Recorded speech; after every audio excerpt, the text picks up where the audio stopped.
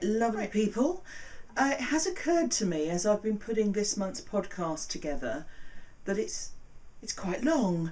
We're only on today's the 9th of November and already I seem to have about 50 minutes worth of stuff. Not as much knitting or crochet or weaving as I would like, but it's still a lot of stuff. I don't know about you guys, but if I see someone's put up a podcast and it's over 2 hours in length, it kind of goes down my list to watch, because I'll watch it in bits, but it just feels like a big chunk of time. So what I'm going to do is put up this bit first, and then I will continue with the rest of the month and put that up on the last weekend of the month as usual. So thanks very much. Hope that makes sense. So basically this month's podcast will be in 2 sections. Cheers.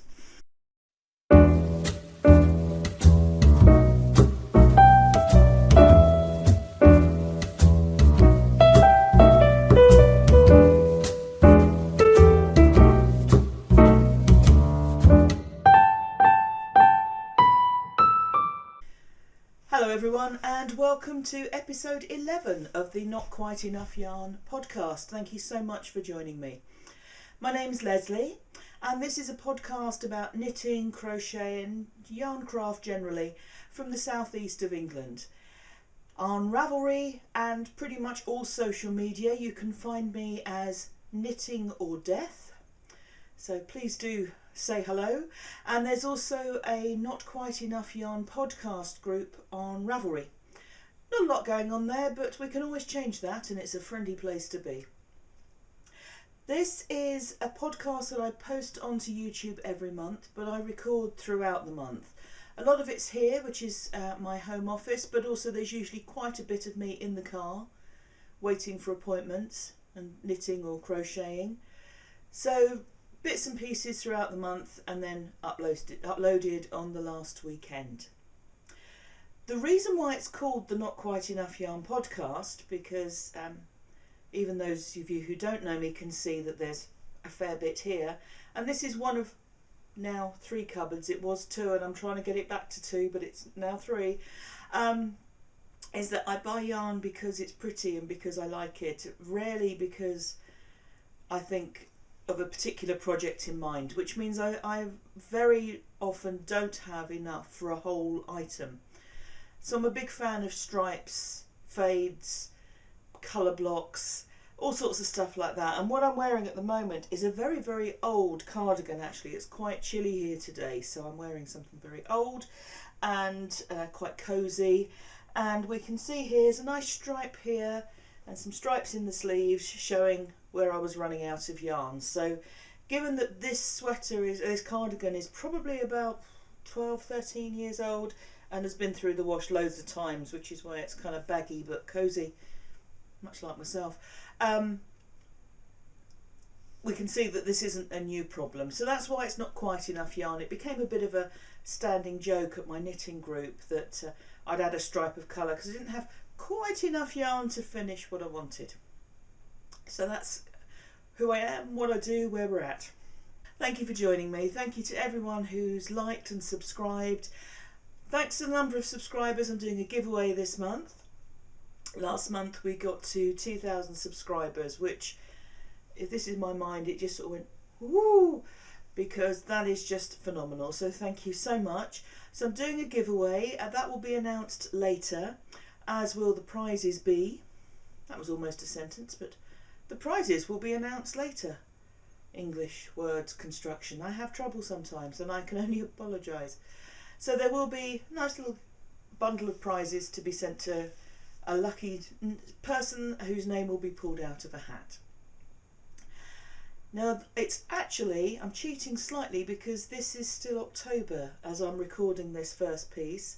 Last month's podcast went up yesterday, so thank you to everyone who's commented and asked questions. I'll deal with those as we go along. But also yesterday was the Women's Institute Bazaar / craft fair, at least craft fair is what I've been calling it all year, which I've been making pieces for, and I had a table there. And I must just put something to rest straight away. some of you lovely folks seem to be under the misapprehension that I was selling items for charity. No, I was selling items for money. I paid table price, and that goes to the charities that we're raising for this year. And as some of you will know, I do other knitting and crochet for charity, but in theory any profits I made yesterday were mine. I say in theory because there's not a lot of profit to be made in knitting and crochet, as we know. That was a subject that came up as part of an Instagram question last month, and a little bit later I'll be going through some of your replies on my thoughts on that. So thank you very much for your observations, they are much appreciated. But you kindly also asked how the craft fair went, so I'll tell you.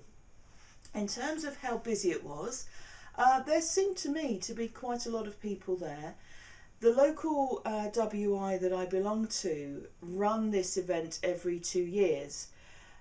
So they have a rough idea of what they're expecting in terms of numbers and things to lay on for people. But it was in a new location this year.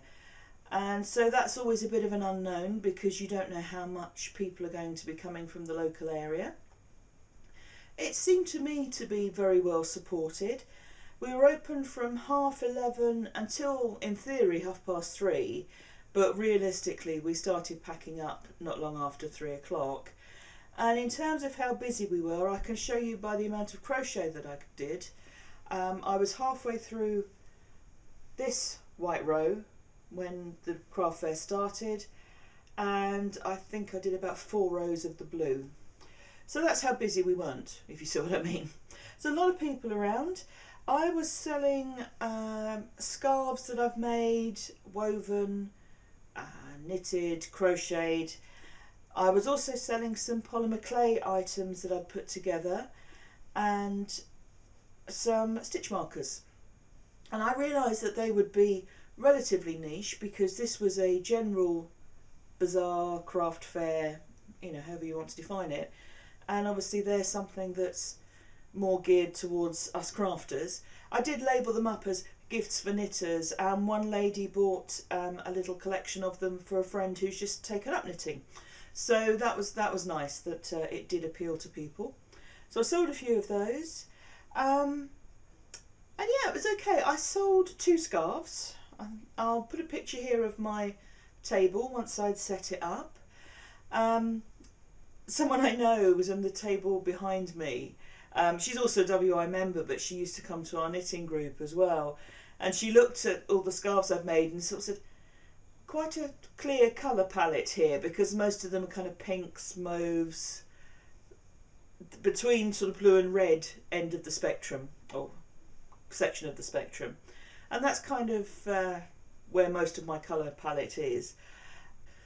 The thing that I seem to sell most of, which surprised me because it's not something I'd made before, but it were these spectacle holders. And I probably sold 7 or 8 of these. They're made out of polymer clay, and they're just quite a useful little thing for those of us who spend half our life with our glasses off. Somewhere to put them. They weren't expensive on my stall, but they're not expensive to make, so you know, I didn't feel as if I was losing money on them or anything like that. And yeah, they just seem to kind of catch people's imagination.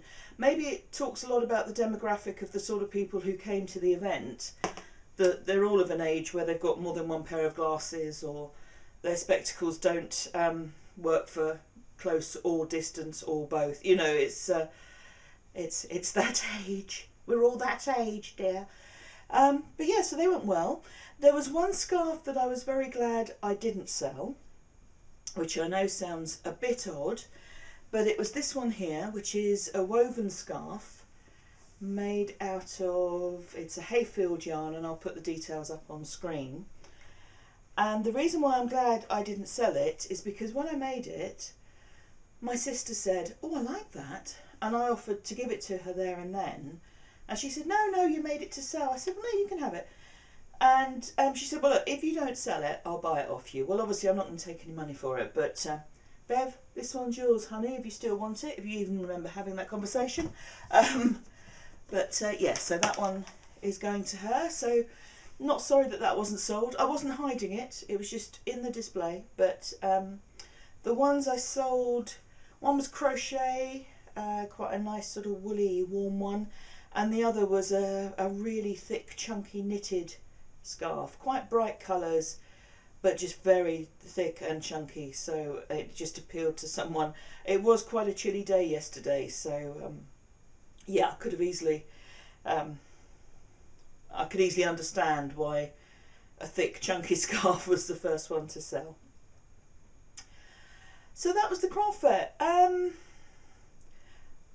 Yes, you could argue I didn't sell much, as I've had craft fairs before where I've sold nothing. Then, you know, expectations weren't high. I was happy. Probably bought more than I sold in terms of monetary value, including part of the giveaway prize, which I will show you now. These are lovely storage cubes made by the equally lovely Janie. So there are two here. And I just think they're great. I mean, this is a lovely bright pattern anyway, so it's nice and cheery with cupcakes and lovely bright pink. They're lined bags, and I keep calling them bags, even though she calls them cubes, because I think they're a really handy knitting project bag. You can't seal the top, but I don't think that's a problem for most people, unless you're knitting whilst walking along the street in the rain, in which case, get indoors, love. But I think they're quite handy because you can keep stuff on a shelf because they stand up nicely, but then just grab and go when you want to. So that will be part of the giveaway prize. And thank you very much, Janie, for making them. The other booths at the craft fair, at the bazaar rather, there were quite a few that were from the WI. So we had a chocolate tombola, and I was responsible for collecting and looking after all the chocolate, excuse me, and I ate none of it. Those who know me well will understand why that's making me cough and cry. Yes, I was very restrained, so I had a big box of different chocolates and I ate none of it. So I won some, but that's the point. That's not the point. I paid my money for that. We had a bottle tombola, and predominantly it was bottles of wine and spirits and beer and what have you, but because it was bottles rather than an alcohol thing, it could have bottles of shampoo or garden products or anything, you know, as long as it was in a bottle. That, in no time. The ladies running that stall, they kind of left after 2.5 hours because everything had gone, so that was good. There was a raffle. One of our members had spoken to local businesses and got some really nice prizes. There were vouchers for a local restaurant, another one for a local cafe. One of the local greengrocers had put together a beautiful fruit basket. So some really lovely prizes there. So that did well. There was a craft stall. Now, I wasn't asked to put anything into that. And I'll be honest, I didn't volunteer, probably because I knew I had my own table. Another year, I'd be more than happy to add a piece if people think it will sell. So yeah, and in fact, these bags made by Janie were on the craft table. What else did we have? We had a few sort of individual vendors in the same way that I was there. So a couple of jewellery makers. Layla behind me does lovely sewn goods, kind of baby bibs, covers, cozies for cafetières, stuff like that. So that her stuff's really lovely. We had some posh jumble, of course. We had books. So we were in a church hall and we filled it. And being the WI, there was baking involved, so there were lots of cakes for sale, as well as laying on teas and refreshments. So we did pretty well, I think. I will know more after the next WI meeting what money was made, but it seemed pretty busy. I think most people were relatively happy with how it went. All the funds raised were for 2 local charities. Every year we decide which charities to support, And the two this year, one is an arts facility for children of different abilities, physical and mental abilities, so that's lovely. And the other charity that we voted for supports victims of domestic abuse, both of them local. So it's nice to be able to do these things and support those local causes. And that actually all takes me on to a question by, wrong piece of paper, Beth Chip 1. Now she asked a many-part question, so I'll come on to bits and pieces. Should I've always heard about the Women's Institute, but what is it? What do you do? Is it part of the church? It started during the First World War, and I only know because I looked this up. I wasn't inbuilt with this knowledge. But it started as an organisation to help women in rural areas preserve food. So obviously First World War, times of difficulty, and so it was to help women preserve, pickle, jar, can foods as they grew. For a long time, and this may happen in some branches still, the Women's Institute had a hymn, which is Jerusalem. Now we don't sing it at our group. I think we have enough people in the group who don't have a particularly strong faith, so wouldn't be suitable really for everyone. But this is part of what leads the WI to be called the Jam and Jerusalem Brigade, because there's a lot of preserving going on of fruit and singing of Jerusalem. We don't do any of that at ours. We have quizzes and people come in for talks, and it's a nice social thing. So yeah, we have guest speakers, and we've had a lady with her assistant's dog. He can smell when she's about to go into hypoglycemic state. So he the dog, this is sort of nudges her to make sure she eats something, and has absolutely revolutionised her life. We had a gentleman talk to us about beachcombing and all the stuff you can find on the local beaches. So talks like that. We have quizzes. We've done Tai Chi.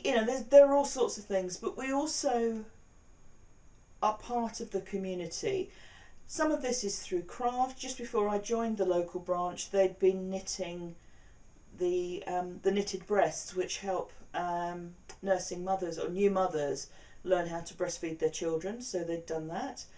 In hindsight, of course, doing that in Tits Out Collective Yarn would be perfect, but I think the timings haven't worked out on that. And we also bring along supplies which go to the local food bank. So it's just about being part of the community, but it's a very social thing. It's a good place to meet people. It has a bit of a reputation of being kind of middle-aged, middle-class ladies. And to an extent that's probably true. In our particular branch we haven't got many 20-year-olds. But it is quite a broad age band, and they're a really friendly crowd. So it's nice that it's a nice thing to belong to. Yeah, so it's once a month. Have the meetings first Tuesday of every month, and it's just good fun. So I hope that answers the question, Beth Chip 1, about the good old WI. Other people who are members of their local WI may have very different experiences. Our branch, I don't think we're that unusual, but there may be things that other branches do differently. So if that's the case, please do add your comments below, because I'd love to hear how things... I'm always fascinated by what's the same and what's different with people. So yes, if you'd like to add your comments below, that would be great. Thank you. In terms of makes at the moment, I'm no longer doing scarves for the craft fair. I got a bit scarfed out by the end of it, to be honest. So I am currently making a baby blanket. And as you can see, I've gone for the classic granny square. I did start to follow another pattern, but it was all getting a little bit faffy for me. And I thought, no, I'll go with a classic. This is, it's not even for someone I know. Someone I know has said, could you make a blanket for a friend of mine whose daughter is due to have a baby? So it's like 3 degrees of separation between me and the child, but it's okay. I'll pay you for it. No, you won't. Because that's when you start having that conversation, a bit like the one that's ongoing about what one sells one's handmade items for, given the amount of time they take. And when it comes to someone asking me to make something, I either do it or I don't.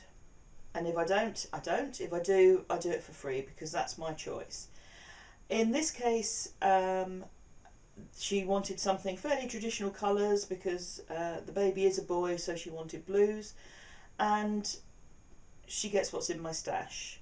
So these aren't the obvious pale baby blues, but I don't think any the worse for all that. I think the white keeps them bright, and baby pastel shades can be a little insipid if we're not careful, so I'm happy with how this is going. I have some Caron Simply Soft, some of the stripes, the variegated, which is a kind of teal blue into green, so I may do a stripe with that as well, and perhaps an edging with that. In terms of the size that I'm making, I've seen stuff online, you know, a baby blanket is this size, a cot blanket is that size. This is the until I run out of this ball of yarn size, because this is the last ball of the white. So I'll make it work, and that's how big the blanket will be. I mean, it's not a bad size at the moment if I hold it up in full. That's where we are. I've got quite a bit of the white yarn, so be able to put a few more rows on, plus the teal colour. So it should be a good size for, I mean, it's not a blanket you'd wrap a baby up in, like a sort of christening shawl type size, but it should be a good size for putting over a pram or a pushchair or something like that. So I hope she likes it. If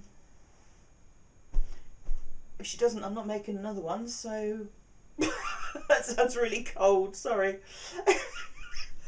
Oh dear. But yeah, this is a baby blanket for a boy. What else can I tell you? Other exciting projects on the horizon. You can tell it's cold. My husband has said that he'd quite like me to make him a hat. Woohoo! I very rarely make things for him because he's not a big wearer of hand knit, certainly not garments. The sweaters that he wears tend to be the quite fine machine knitted ones. And so I rarely make him anything.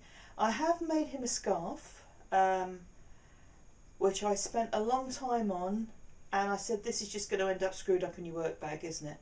No, it won't. And I knew that when I made it. I still made it out of decent yarn because it's for my husband and I love him. But I knew that it would not be treated well. And I wasn't disappointed in that thought.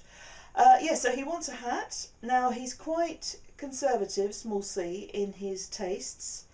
I'll put a picture up of the one he's using at the moment. This is one that I made for a magazine some years ago, and Let's Knit, lovely magazine that they are, they send you your samples back. Many keep them because they use them for exhibitions or for whatever, but Let's Knit send them back, so I had this set back. So himself is using that hat today. He's gone to watch a football match, so he needed gloves and hat this morning. And obviously he'd keep that one, he could use it all the time if he wanted, but I said, is this a bit bright for you? He said, it is a bit. Startling rainbow colours there, obviously. So I will be making him a hat in blue, grey, black, something of that nature, and it will be relatively plain. It may even be the pattern that the one he's wearing today is made from, which is a crochet pattern. I said to him to let me know if he feels that was the right sort of thickness, whether he wants something chunkier, thinner. That was made with a double knitting weight yarn, so he may want something that's a little finer in weight. Depends how cold it is and how much he keeps his head warm. So we shall see. Yes, so I should be making himself a hat. Given how much yarn he buys me, it's only fair. But yes, I'll be making that, so I'll start that fairly soon and try to finish it fairly soon, because no point waiting till the spring to get that one. He needs it before the worst of the winter comes.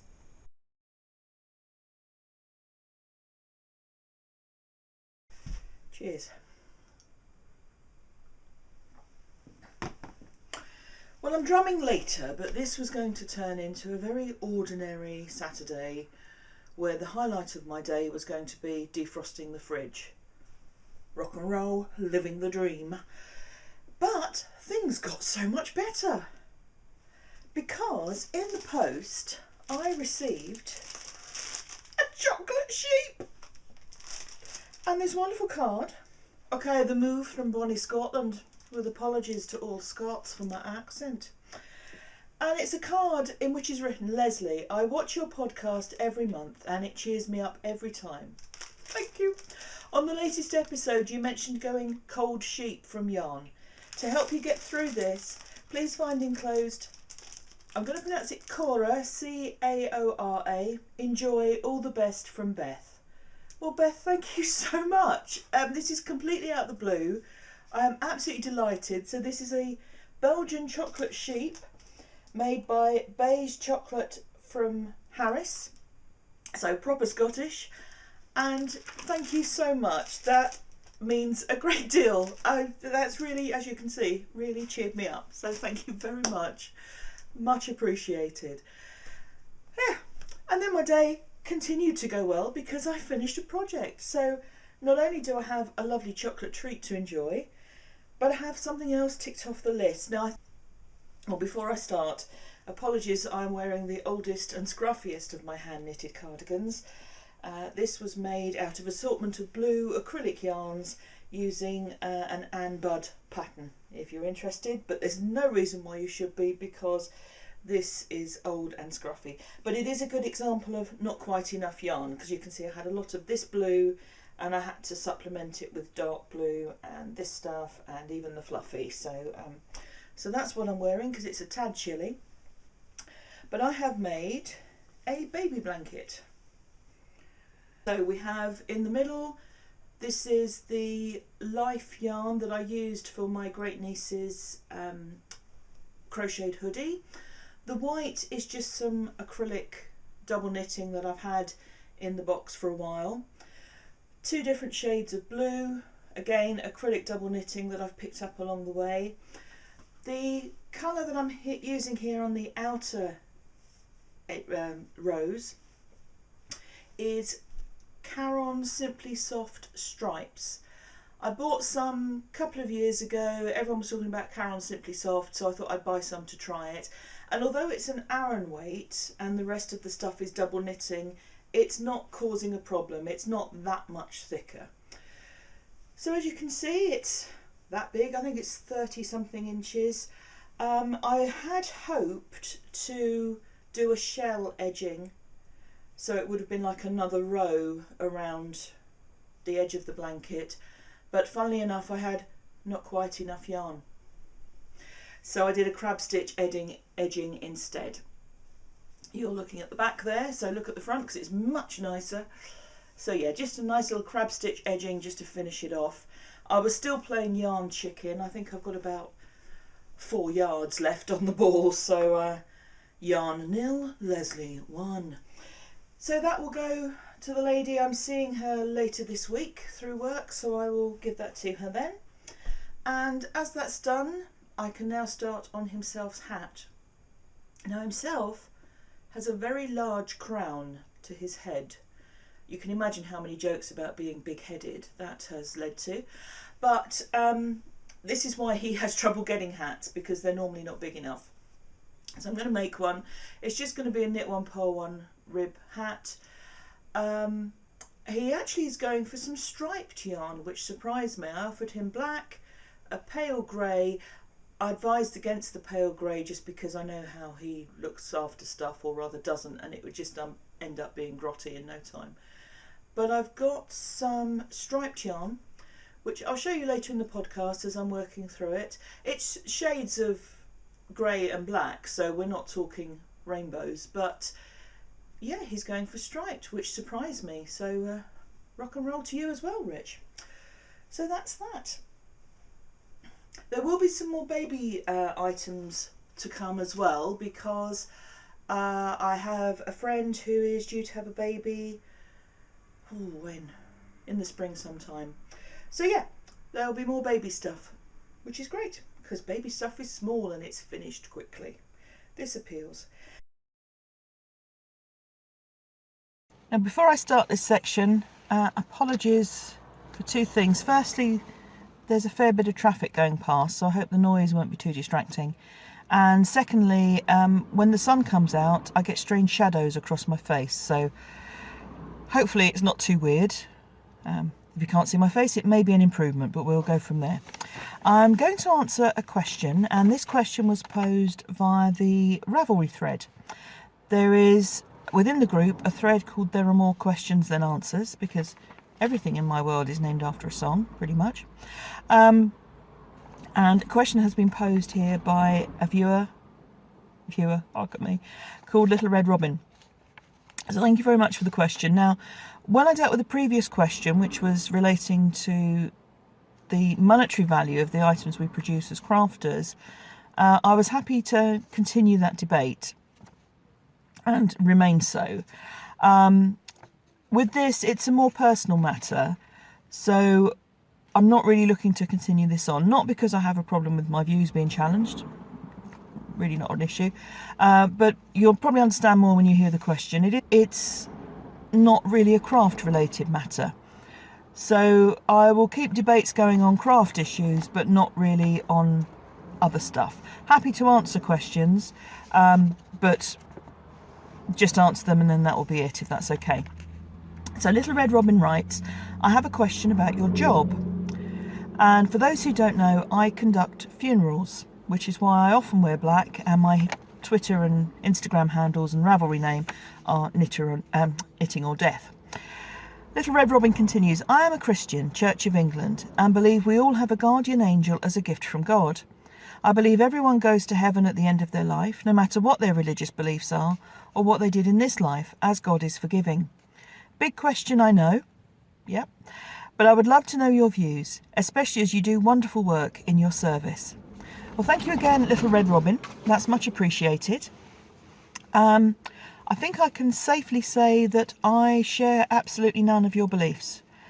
I've never had a religious faith, and that's it really. My funerals tend to be either completely secular, or if someone particularly wants a hymn or a prayer because they've always had it in their family, then that will be included. But if someone wants a fully religious ceremony with commendation and I'm the resurrection and the life and all of those things, then the funeral director will rightly not point them in my direction, but will point them towards either their parish priest, their vicar, their minister of religion, or a retired member of the clergy to do a religious ceremony for them. Having said that, I mean, that's the work side of things. It kind of doesn't matter. We've all met people who claim themselves to be good Christians, good Muslims, good whatever, and they behave appallingly. And we've also met people who don't talk about faith at all, but behave well and are kind and are good to people. So to me, religion does not equate with morality. And actually, to assume it does, I think is quite insulting. I mean, to think that people are only good, and however you want to define good, in life because they fear punishment or they expect reward is quite insulting. Most people have a conscience. They have an understanding of the social nature of humans, and they just behave well because it's the right thing to do. And they behave in the way that they would want other people to behave to them. And that's a phrase that has been appropriated into many faiths and religious teachings, but actually it predates most of them, and it is just good old-fashioned, do as you would be done by, and we won't go far wrong. Now, I'm more than happy to respect the faiths of others, or the right to a faith of others, and the right to a practice of faith. But I do have a few requests if I'm to support someone and to respect their views. And this doesn't just apply to religion, this can apply to your political beliefs, your vegan lifestyle, your going plastic free, whatever it is that you feel very strongly about and is an important part of your life,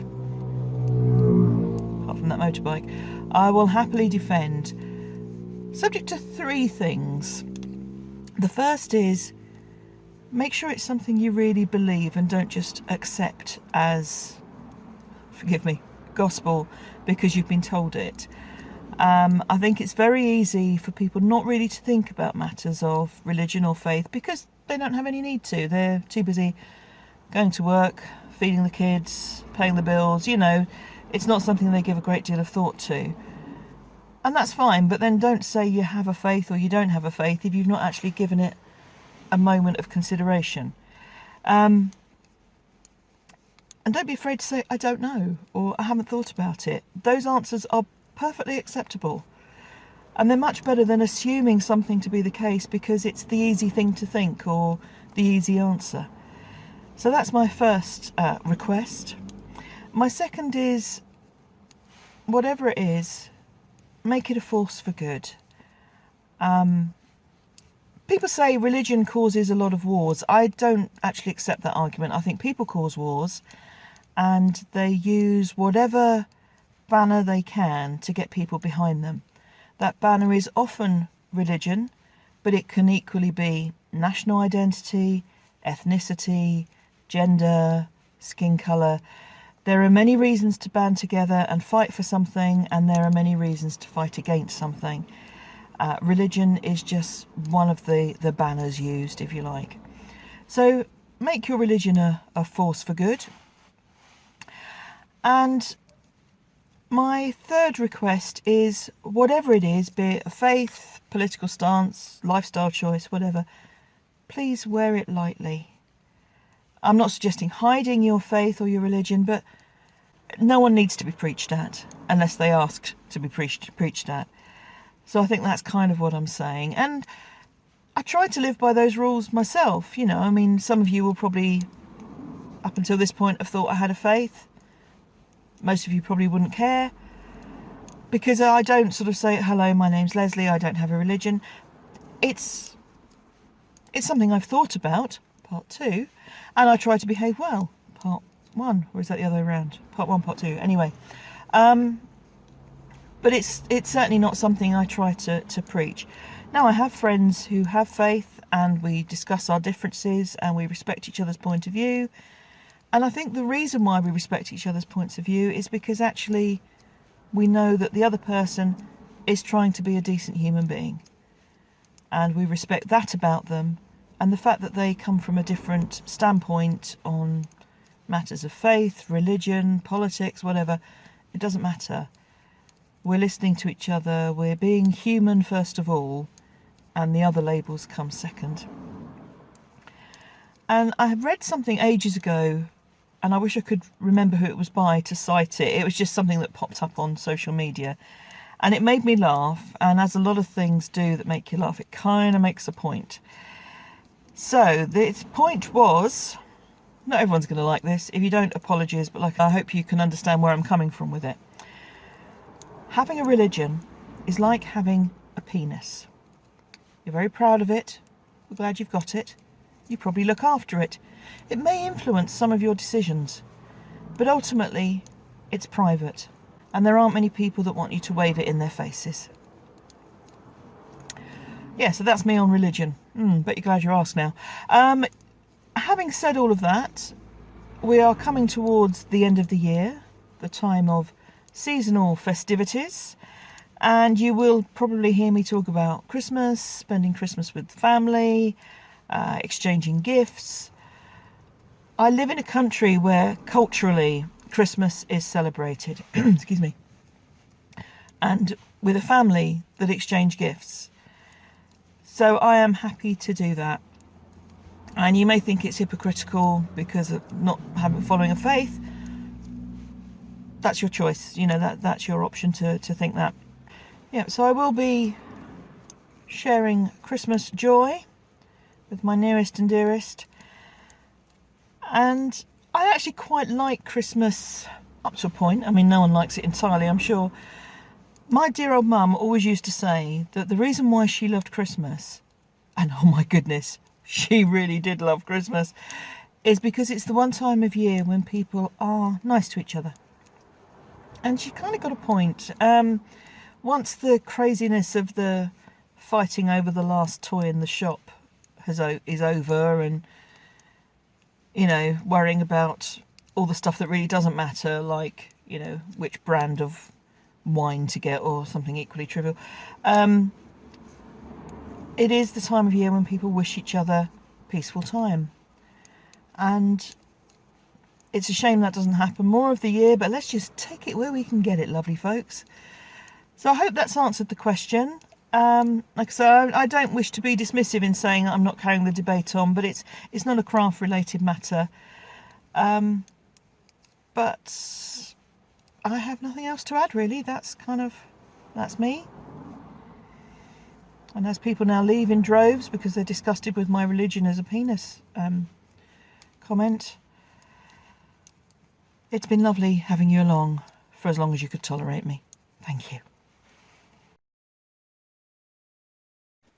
Did I tell you I got given some Noro? Yeah, that was kind of my reaction as well. For a woman who doesn't buy yarn, I don't know if I acquire a lot, because I know lovely people and I'm very grateful to them. So this is some yarn that was offered to me by someone I've become friends with. Well, I hope she considers me a friend. I certainly consider her one. Hope that's okay, Claire. From our drawing group. And she messaged me and said, would you like some Noro? Yes, please. She was having a de-stash. I still owe her a pint of cider for it because she wouldn't take any money for it. But she has very kindly given me some Silk Garden Lite. So, beautiful. I know Noro isn't everyone's cup of tea, but I really like it. So I'm delighted to have relieved her of this stash burden. So yeah, some really lovely... These are actually, I think, all the same colourway, although they look very different, as is the nature of Noro. But she very kindly, excuse the rattling, gave me this much, which is 270 grams. So thank you very much, Claire. And before I go, because I know people ask about what I'm wearing, this is a sweater that I finished, or cardigan that I finished some time ago, and it was my first contiguous pattern that I knitted. Yeah, that makes sense. I didn't want you to think I designed it, I knitted it. And this pattern is My Casual Cardigan by Elena Nodel.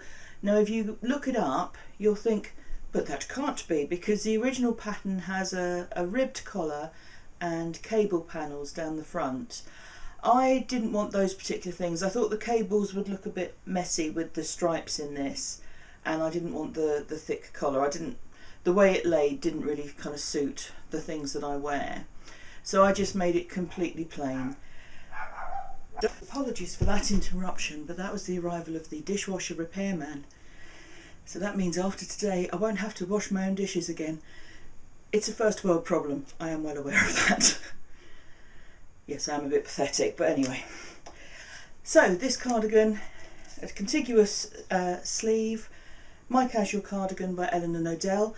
The yarn is a discontinued yarn. It's Verdi by Drops. It's a mixture of acrylic, it's got some mohair in it, incredibly light. It was one big ball, which was, I've got a note, 350 grams. But on that ball there were 1,225 metres. So I made this entire cardigan out of one ball of yarn. And being Drops, it was relatively inexpensive as well. I spent ages looking for Verdi again. I think I got it just at the tail end before it was discontinued and couldn't find it anywhere because I'd have used it again. Having said that, it doesn't hold up as well as I would like. In theory it was a machine washable yarn, but it's kind of felted and pilled quite a lot. I mean, I could probably get one of those shaver things and get rid of a lot of the pills, but it has felted quite a bit. But it's a very useful cardigan. It's got a bit scruffy because initially I bought it thinking I would use it for work appointments, but it's got a bit scruffy over time, but it's very handy for around the house. The only other thing I would say about the design, and that may be because it should have cables here, which obviously would pull it in a bit. I didn't make any allowance for stitch numbers. The neck is a little wide, but again, the original pattern had this collar coming up off it, so probably as much to do with my modifications as the pattern itself. But if I were making it again and wanted to make it with just a round neck, I'd probably make it a little bit smaller here, perhaps a few short rows just to raise it up a bit. But yes, it's proven very useful. So that's a handy pattern, and I think it's a free one on Ravelry, which is always a nice bonus to have. Quite a loose gauge actually. It's 19 stitches for 10 centimetres, so quite a loose gauge, but this was a bulky weight yarn, but obviously not bulky in density because it was just so light and airy, so hence the yardage for the weight. So that's that. I had some Noro, some more Noro, and I'm very grateful. Now let's try and get these into focus, because I have won a prize. This set of stitch markers was a giveaway by Roz and Emily of the Reknit podcast. It was their 1 year podiversary, and I won, so I'm very happy.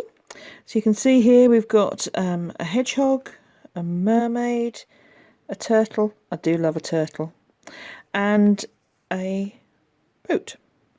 So a delightful set of stitch markers, so thank you very much to Roz and Emily. Like I say, they present the Reknit podcast, and I'll put a link in the notes below. But thank you very much to them for this prize. Very exciting. Right, I have one more finished object, and this is something that viewers of previous episodes will have seen in an earlier incarnation. It's a woven piece, and it's a scarf that I was making for the craft fair, but I didn't get it finished in time. What I'm going to do is I'm meeting my family on Monday, getting together with my sisters and my dad, and basically I'm just offering them dibs on anything that didn't sell at the craft fair. That makes me sound generous and all heart, doesn't it? But if they like any of the pieces, or if they want to give them to folks for gifts, that's their choice. So I'll take them with me when I meet the family. Now this scarf, as I say, it's woven, and it's got quite a subtle stripe in it. It was made using 4-ply weight yarn, so that's fingering weight yarn, and the colours are a sock yarn. Can't remember which one. It would just be a commercial, something like a Regia, may even be a Regia, but it's something of that nature. I had started, and this is typical my nonsense type of story, I had started, and the cream colour on this side was a 4-ply wool nylon mix. So again, a sock type yarn, but a plain cream colour. And then I managed to lose the bag with the yarn in. How do I do this? It's a bag, it was downstairs, I'm sure, it had the sock yarn in, it had the cream yarn in, and now it has disappeared into the ether. And I have searched all over, and there's that whole Gretchen Rubin thing, if you can't find something, tidy up. I even tried that. I even tied it up. That is rare, but I tried it. Still can't find it. So I went to a different cream yarn, same weight, similar composition of fibre, and realised that was running out as well. I wouldn't have had enough of what I was originally using, but that's not the point. I wanted to use it on this scarf. So what I then did, because I was dealing with kind of colour blocks of cream and shades thereof, probably won't show in this light because I'm working in artificial light, but I was having kind of colour blocks of cream as I changed yarns. I then got some Snuggly 4-ply, that's Serda Snuggly 4-ply, and I used some actual cream and then more of a whitey sort of cream, more of a natural colour. So it's got kind of colour blocks in the weft as well as the stripes in the warp. Very subtle stripe, which I'm quite liking actually. very subtle, and yeah, generally pleased how it turned out. Given how things went at the craft fair, probably wouldn't have sold it anyway, so happy to offer it to my family if they like it or if they think someone might.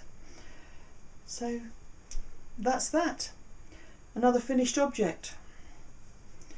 Been a bit thin on the ground this month, the old FOs, but yeah, we're getting there. We're getting there. Now I've realised that time is getting on. I think I'm up to about 50 minutes or so on the podcast, and I don't like podcasts that are too long. If you do, that's great, but personally, if I see one that's very long, my heart kind of sinks a bit. So I'm going to stop it here, and we're going to have 2 this month. So at the end of the month, we'll have the giveaway, we'll have the comments that people have made about pricing for craft fairs, that sort of thing. So all the stuff I said I was going to do, including showing you my husband's hat, which you've probably seen me knitting along the way anyway. I'll be honest, I've really gone hell for leather with that hat, and I'm not playing yarn chicken with it, I'm playing boredom chicken with it. Because he has this enormous head. I mean, people think I'm exaggerating when I say that, but when he graduated, the photograph of him shows him carrying the mortarboard because they couldn't find one big enough for him to wear. So he does have a very large crown. I measured it around here and it's 25 inches. And when I measured it, I said, okay, so that's basically a child's sweater for your head that I'm making. And I'm doing it in 1x1 rib. So I'm just going hell for leather at it to get it done before I can't face it anymore. Because if I put it down for too long, I don't think I'll pick it up again. And I really want to get it made for him because he's a good man and he needs a hat. So I shall make him a hat. But that's what I'm working on at the moment. I'll show you that hopefully finished in the second half of the month. And generally just keeping on doing all the stuff. So watching podcasts. I know I've got the rest of Cygnet to watch. I've got a new Vine to watch. And I'm sure everyone there is watching Knit, Knitting Vicariously. If you're not, then I'd really recommend. She's got a dry sense of humour, and she's kind of like the anti-knitting of me because I'm not buying yarn. In fact, as we're in November, it will have been a year since I actually bought yarn. Caroline, who is Knits, who hosts the Knitting Vicariously podcast, she does buy yarn. Oh my goodness, she buys beautiful yarn and lots of it. So she's recently been to Rhinebeck, and that wasn't the only place in the States she bought yarn. She's then ordered some other stuff. She has a fantastic stash, and it is a thing of beauty and wonder.